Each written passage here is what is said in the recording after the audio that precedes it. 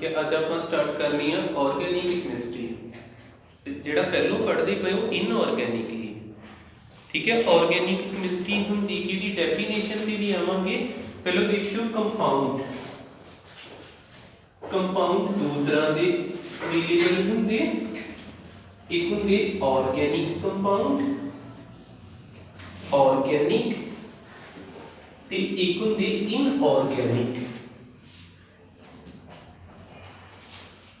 Inorganic organic compounds किहड़े हो सकते जिन्हां दा ओरिजिन ऑर्गेनिज्म तो हुंदा,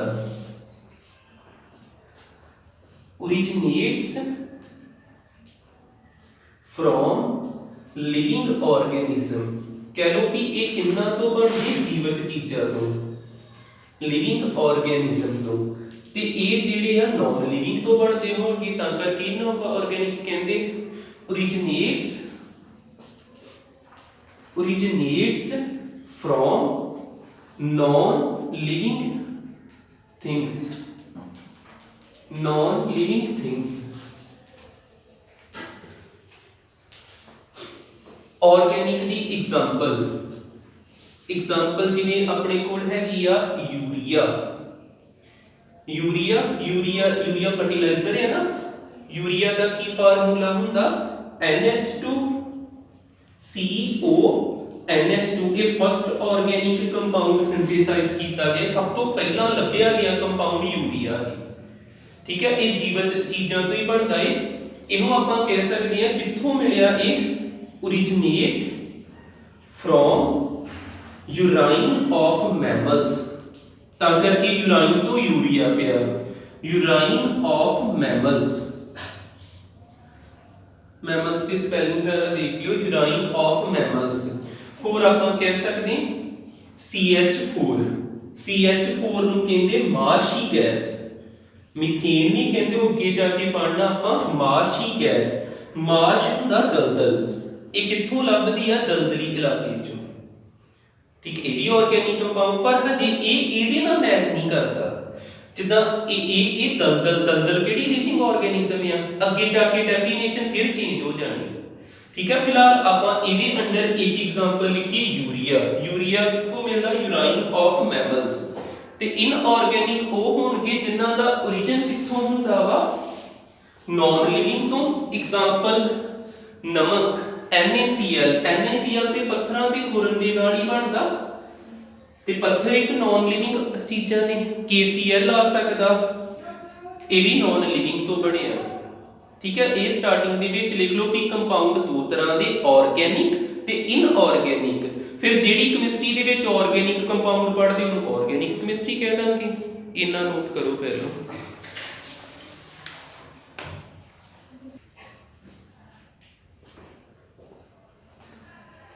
नेक्स्ट आ गया how to define organic compound. How to define organic compound.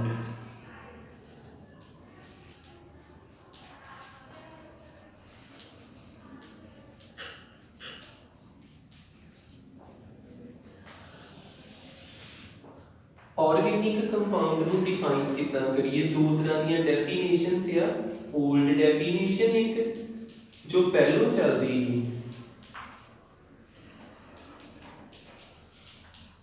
Old definition इत्थे दोनों चाहिए पैंदा हुंदा। जिहड़ी पहलों डेफिनेशन चलती थी वो की ही, कंपाउंड्स, कंपाउंड्स जिद्दां अगे लिखाया वा फ्रॉम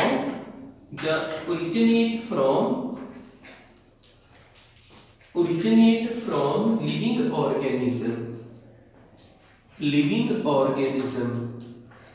इन्हां नूं आपां की बोलांगे, called organic compounds।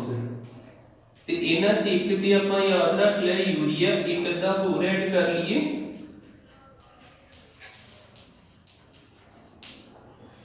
Example urea. Urea का की फार्मूला दसिया NH2CO NH2 second example formic acid. Formic acid का फार्मूला हुंदा HCOOH। ये कित्थों ओरिजिनेट हुंदा? Originate from the sting of red ant ते जेदा ग्रीक लैंग्वेज विच नाम हैगा फर्मिका तो बनिया जी फॉर्मिक एसिड। ठीक है, हुण ये भी ऑर्गेनिक है। ये कित्थों ओरिजिनेट, एक जीवत चीज तो ओरिजिनेट होंदे आ। रेड आंट हुंदी आ, ओदी डंग तो ये चीज निकलदी फॉर्मिक एसिड। क्लियर हो गया? दूसरी डेफिनेशन देखियो, ये डेफिनेशन हर एक ते अप्लाई नहीं हुंदी। न्यू डेफिनेशन की है दिया all those compounds which have hydrogen carbon ते ऑक्सीजन। अजिहे कंपाउंड जिन्हां विच तीन जाने मेन होण हाइड्रोजन कार्बन ते ऑक्सीजन, उन्हां नूं ऑर्गेनिक कंपाउंड कहीदा। होर भी हो सकदे आ, मेन किहड़े होण कार्बन हाइड्रोजन ते ऑक्सीजन। ठीक है, ये की आऊगा compounds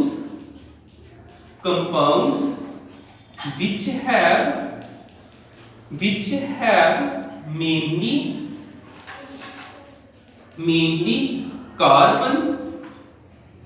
carbon hydrogen and oxygen called organic compounds। ये हो गया दो डेफिनेशंस, बट एक एक्सेप्शन जरूर याद रखियो। ਇਹਦੀ एग्जांपल पहलो लिख लिए, जिमें CH4 ये किसी लिविंग तो नहीं बनिया, पर फिर भी ये ऑर्गेनिक क्यों आ? क्योंकि इस कार्बन ते हाइड्रोजन होता। जिमें होवे C2H6 ये किसी ऑर्गेनिक तो नहीं बनिया, बट फिर भी ये ऑर्गेनिक क्यों आ? ये किसी ऑर्गेनिज्म तो नहीं बनिया, फिर भी ये ऑर्गेनिक क्यों? क्योंकि इस कार्बन ते हाइड्रोजन होता। ठीक है, इथे नोट दे अंदर एक तो बात लिख लियो, एक्सेप्शन जी। जिवें मैं इथे लिखा बाइकार्बोनेट, इस तरह हुण इहदे विच भी कार्बन ऑक्सीजन ते हाइड्रोजन आउंदा, ये ऑर्गेनिक नहीं हुंदा, ये याद रख लियो। ते एक कार्बोनेट कार्बन ते ऑक्सीजन आउंदा, ये ऑर्गेनिक नहीं हुंदा। एक्सेप्ट बाइकार्बोनेट ते कार्बोनेट, ये ऑर्गेनिक नहीं हुंदे, बाकी सारे ऑर्गेनिक हुंदे। ठीक है, ये है जी बाइकार्बोनेट ते इधर है गया कार्बोनेट। ओके,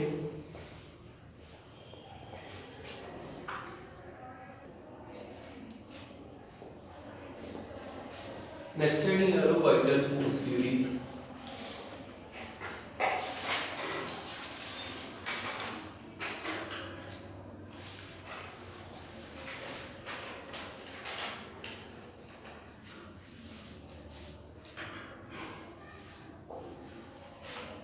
लिखियो इसके बारे, लिखो the synthesis of organic compound, the synthesis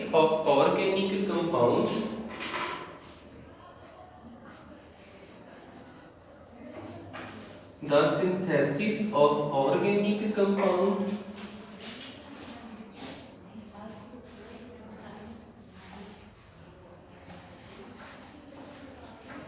in living organism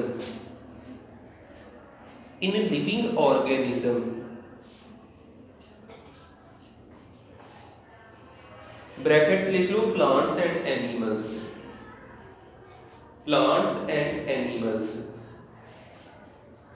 bracket close, needed a mysterious force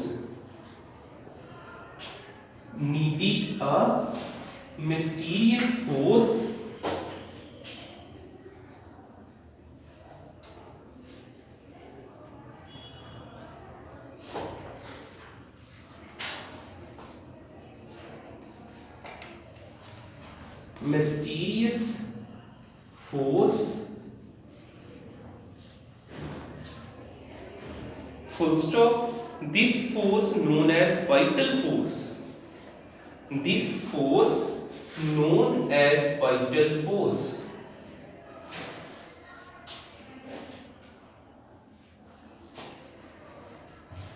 vital force। बस ये ना एक सिंपल जी स्टेटमेंट थी, क्योंकि सानू ओल्ड डेफिनेशन ते इहो ही कहंदी भी ऑर्गेनिक कंपाउंड किन्ना विच हुंदे आ, किन्ना तो मिलदे ऑर्गेनिज्म तो, इहो दस्सिया ना। ते ऑर्गेनिक कंपाउंड नू बनाउण दे लई कोई ना कोई फोर्स चाहिए, जिन्हों वाइटल फोर्स कहीदा। ठीक है, कोई फोर्स हो तां ही ते एटम एक दूजे नाल जुड़नगे ते उस फोर्स नू वाइटल फोर्स कहा। ते वाइटल फोर्स, ये सारा स्टेटमेंट किन्ने दसी? बर्जीलियस ने, एक साइंटिस्ट ही, वो भी नाम लिख लियो। This mysterious force first suggested by, this mysterious force first suggested by Berzelius, Berzelius, Berzelius,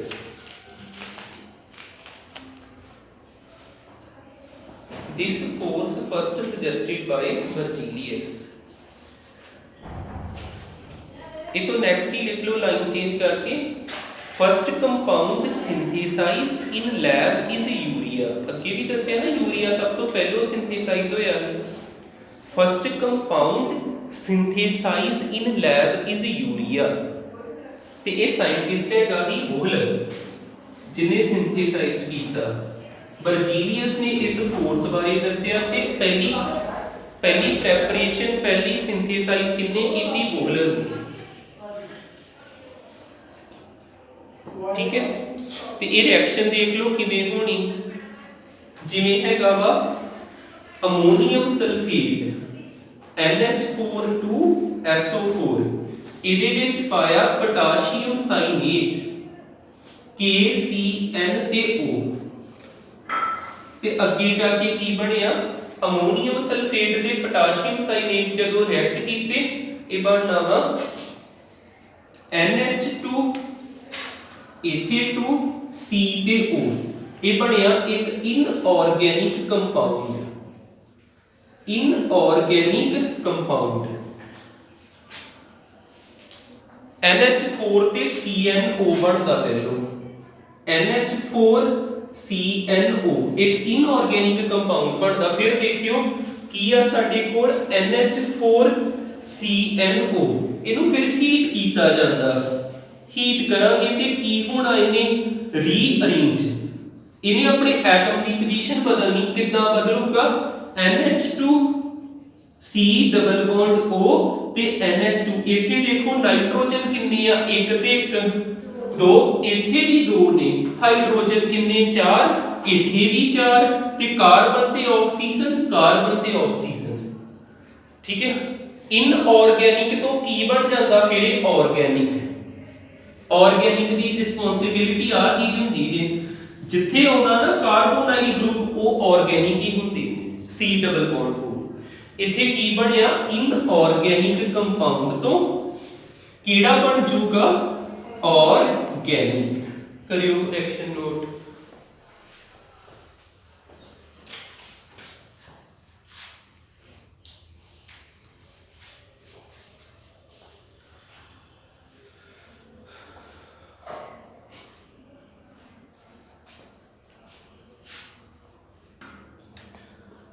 पहला कंपाउंड कीड़ा तैयार होया? यूरिया।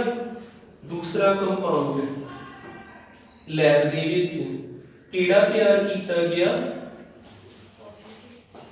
सेकंड कंपाउंड हैगा ही इथेनोइक एसिड, सेकंड कंपाउंड हैगा ही इथेनोइक एसिड। इथेनोइक एसिड हुंदा वा CH3COOH। देख लांगे जे आ हुंदा कि फॉर्मिक हुंदा, फिर ओदी रिएक्शन करके देखदे हां। ये तैयार किदे तो होया? जिदा पहली रिएक्शन जेडी लिखी अमोनियम सल्फेट तो होई ना, NH4 ते SO4 तो। ये कित्थों तैयार होना जी? कार्बन ट्रिपल बॉन्ड कार्बन तो।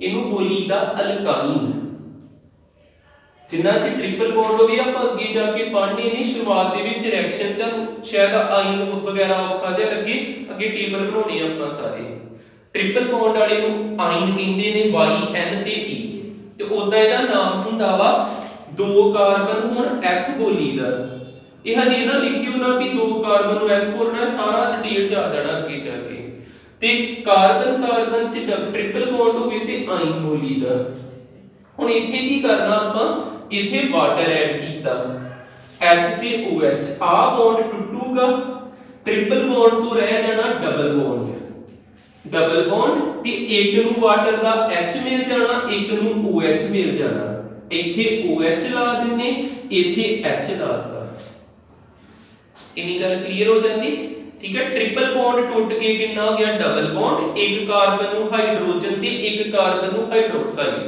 OH ग्रुप लग गया एदा जेकर मैं नाम लिखा ना जे दो डबल बॉन्ड या ते की बोली दा ईन दो कार्बन या ते की बोली दा एथ जे डबल बॉन्ड ते ईन ट्रिपल बॉन्ड ते आइन लिखी दा ते इथे मैं ईन पूरा क्यों नहीं लिखिया क्योंकि OH लगा अल्कोहल ते आपां लिखी दा ओल ये थोड़ा टेंथ वाला हैगा ठीक है पर अगे जाके समझ लेना आपां वधिया इनु इथे की बनिया इनोल बनदा पिया जिथे इनोल होवे वो बहुत ज्यादा अनस्टेबल हुंदा ये इदां रह ही नहीं सकदा ये बड़ा ज्यादा अनस्टेबल हुंदा इथे की हुंदा एक वर्ड आउणा जी 1,3 हाइड्रोजन शिफ्ट इथों नंबरिंग करनी ते कार्बन नहीं गिनने आपां इस जगह तो ऑक्सीजन तो नंबरिंग कीती पहले ऑक्सीजन तो हट के हाइड्रोजन तीजे ते चल जाना ते डबल बॉन्ड टूट के सिंगल हो जाना आ पाई बॉन्ड इथे शिफ्ट हो जांदा इथे डबल बॉन्ड हो गया ओ उदां रिया H किन्ने दे नाल 1 इथे H किन्ने 2 ते इथे किन्ने हो जाने 3 हो गए ठीक है इथे बॉन्ड बना सकते हैं आपां आ चीज बन गई ये की बनया साडे कोल मैथ ते एथ कार्बन कार्बन दो एथ ते सिंगल बॉन्ड एन ते केड़ा ग्रुप लगा CHO एल्डिहाइड सुनिया ठीक है ये बन गया इथेनॉल बन चुका है इथे हुन आपां की करना वा इथे देखो एक O दी कमी इको O वा दो O चाहिए ऑक्सीडेशन करती ऑक्सीजन दी एडिशन कीती की बन जाना इथे CH3 CO ते OH uh he ethanoic acid A second reaction दे ठीक है कर लो नोट